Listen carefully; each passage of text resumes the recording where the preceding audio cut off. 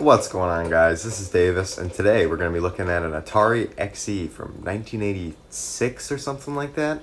I don't know, it's pretty cool. I thought that somebody else would like to see it, so let's get into it.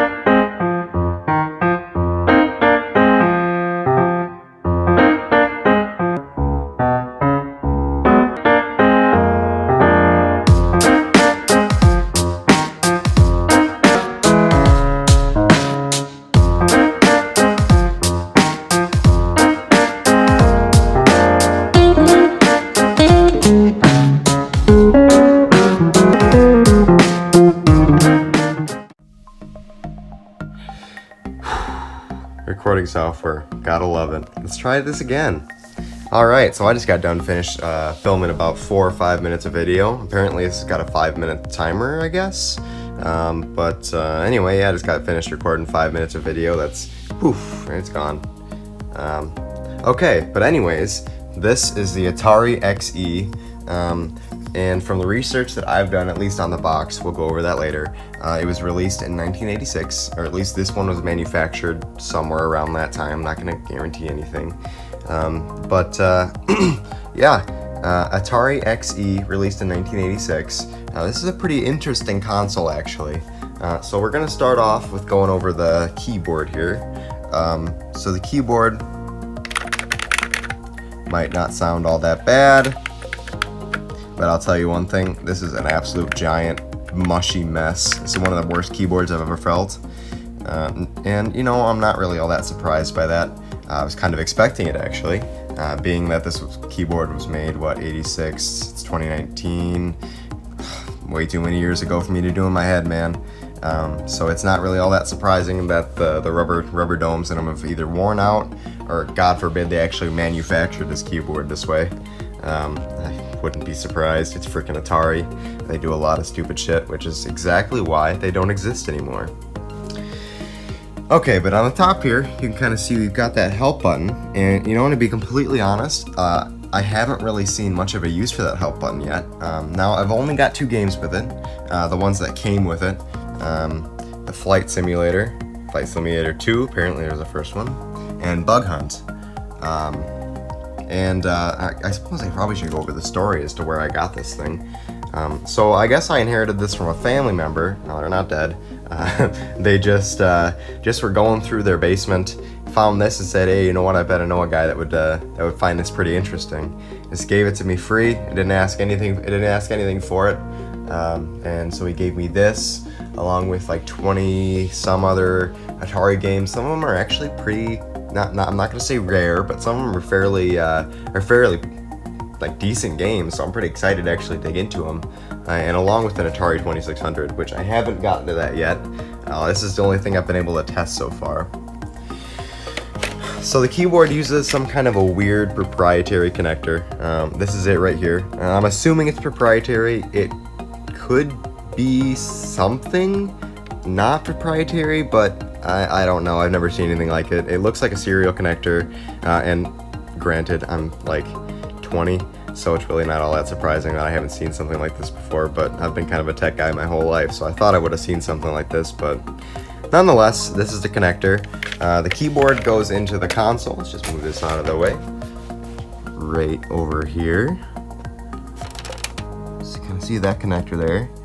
It's got a similar kind of angled approach to the connector over here for the controllers.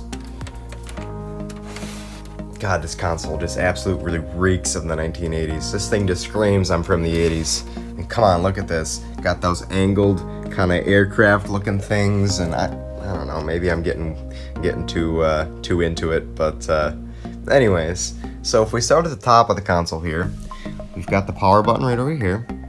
Now, it's a power button. God, cat's knocking things over.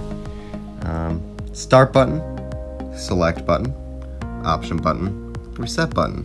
All fairly intuitive for somebody that's used a retro console before. You know, it's fairly simple.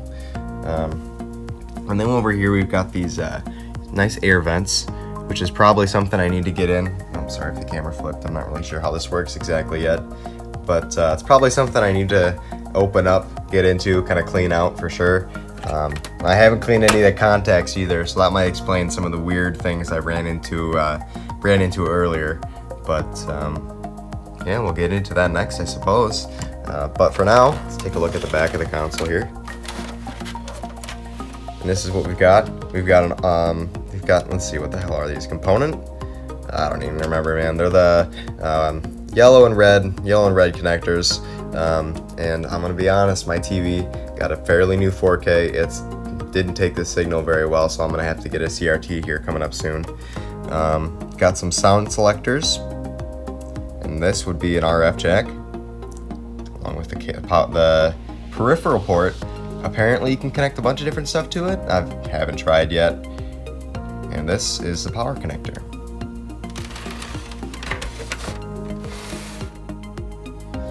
Alright, y'all, this is the box. You can tell Atari meant business.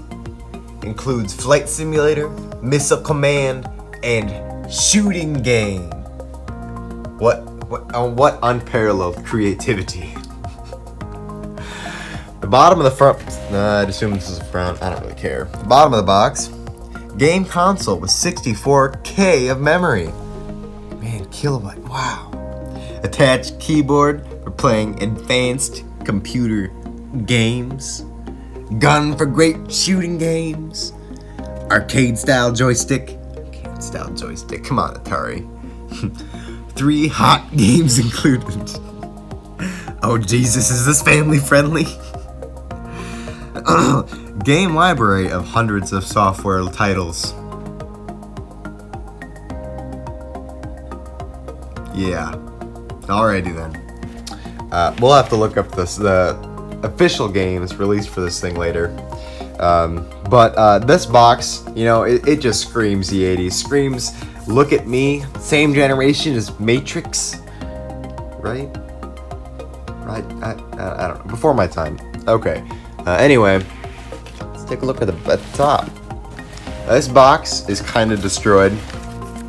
That's what happens when it sits in a basement for like 30 years. Alright.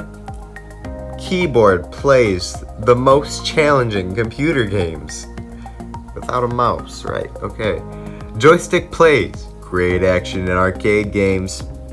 Gun plays the newest, most realistic shooting games.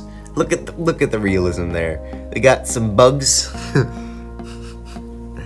Hundreds of exciting XE games. That's like 30. Okay.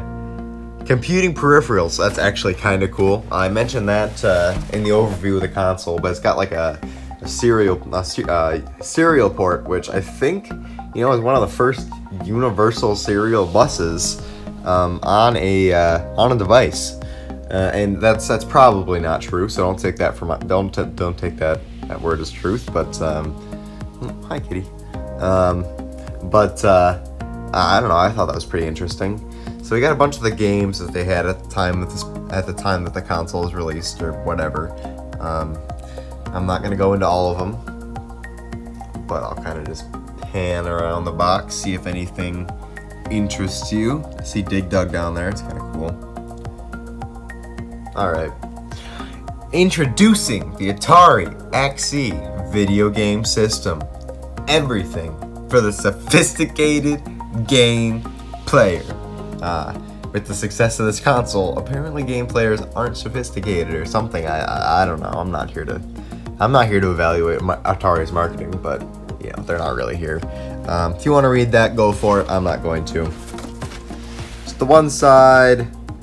Just a little bit of just showing what's in the box. The other side, showing what's in the box. And the bottom, showing what's in the box. Perfect. That was my overview on the Atari XE. I hope you enjoyed the video. If you did, be sure to subscribe because I plan on covering more as I learn more about this console. And maybe we'll do some more videos on some of the other stuff I have. Have a good rest of your day, and I'll see you again soon.